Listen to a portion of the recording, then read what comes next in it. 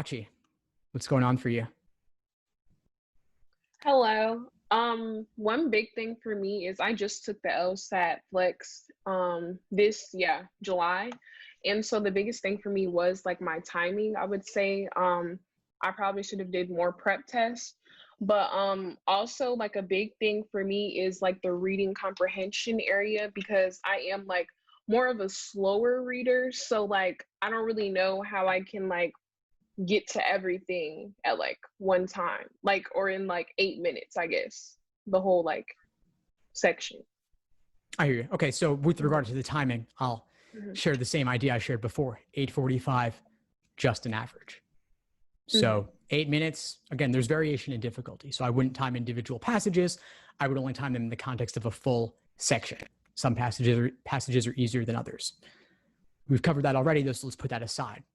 What else could you use support with in terms of your approach to reading comprehension? Or to ask it a different way, how do you approach a reading comp passage right now? Right now I pretty much go through the passage, like reading the passage, and then I kind of like go through the questions and go through whichever one I think is kind of easier to answer first. So normally like the shorter ones, I guess, I kind of go through those first because they are a little easier to me than the more lengthier ones. But that's really it. Like, and also sometimes I feel like I have a little bit of trouble like remembering like certain stuff from the passage as well. So tell me more about how you approach a passage. When you read it, are you taking notes? What are you looking for? Mhm. Are you making any sort of annotations on the passage or on your scratch paper?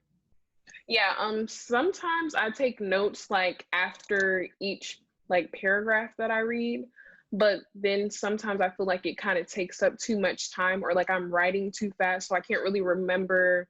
Like, I don't know, like I'll write it down too fast and I don't have enough time, I feel like, so I kind of stop. And so, yeah. Okay. Okay. So what leads you to take notes versus not take notes? Um, I feel like taking notes will help me remember like more so like each area that I just read because like sometimes it's harder when you're like getting new information in like the next, paragraph and like stuff like that.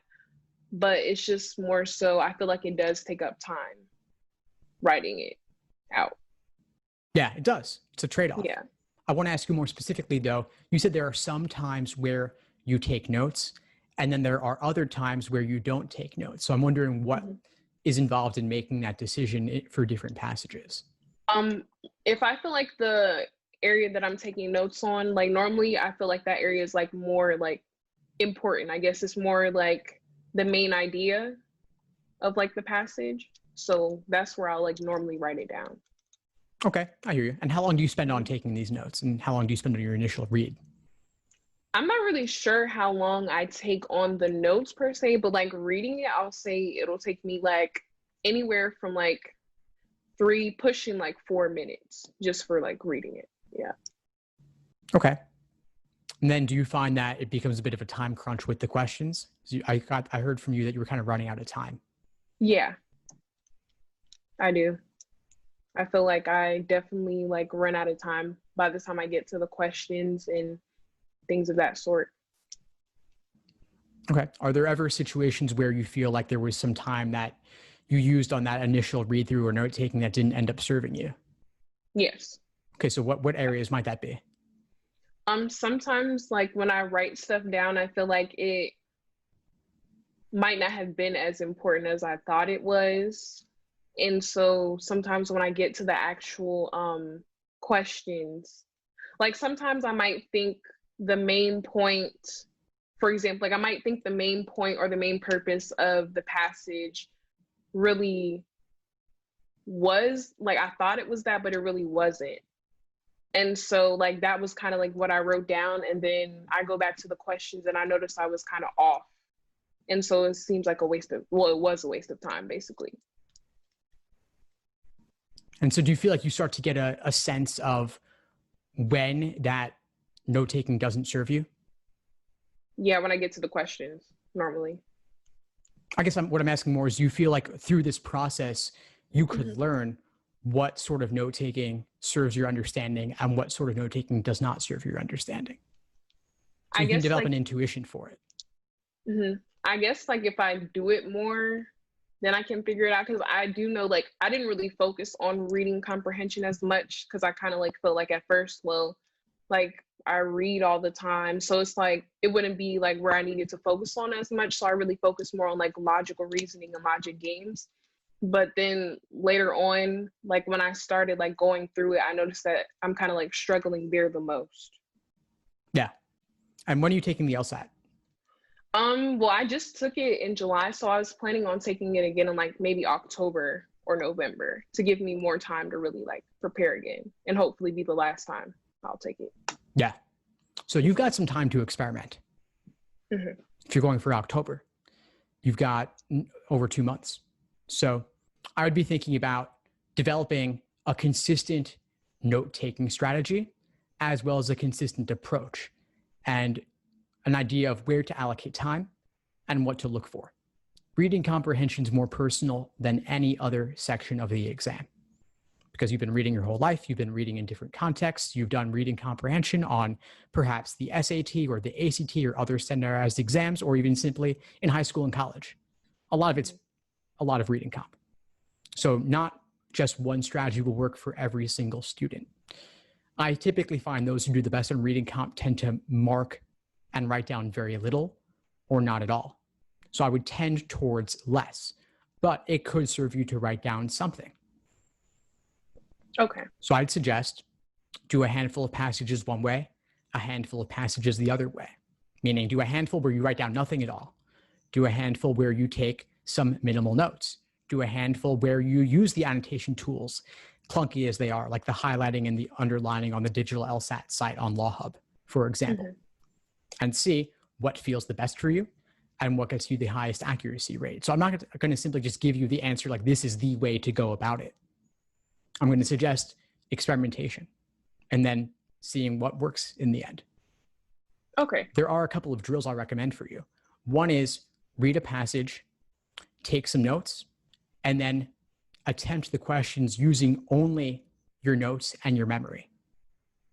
This is obviously not realistic. You will be able to go back to the passage on test day, but as an exercise, how would you engage with the passage differently if you weren't going to be able to go back to it?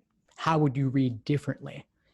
And still take only a reasonable amount of time on that initial read. Obviously, with this drill, this is untimed. You might take 20 minutes on a passage versus that theoretical average of 8:45 that you should never actually hold yourself to.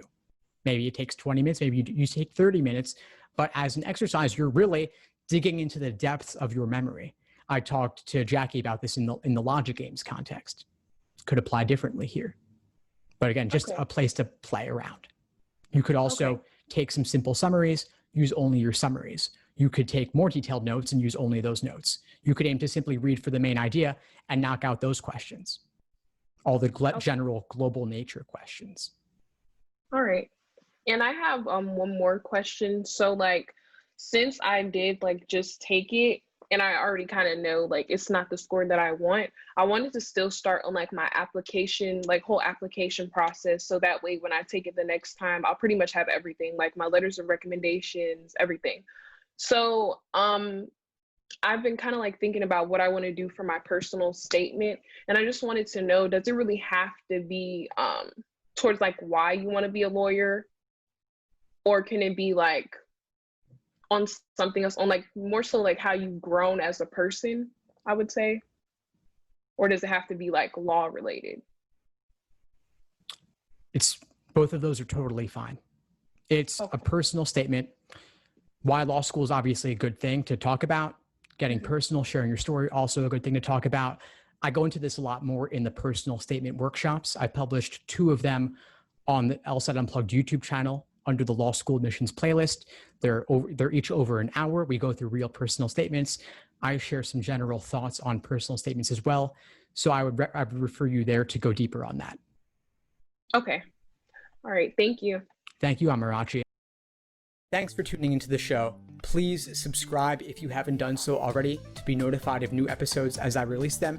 And feel free to reach out if you need anything at all as you move forward with your prep. I'm happy to help however I can. In the meantime, I'll wish you all the best and take care.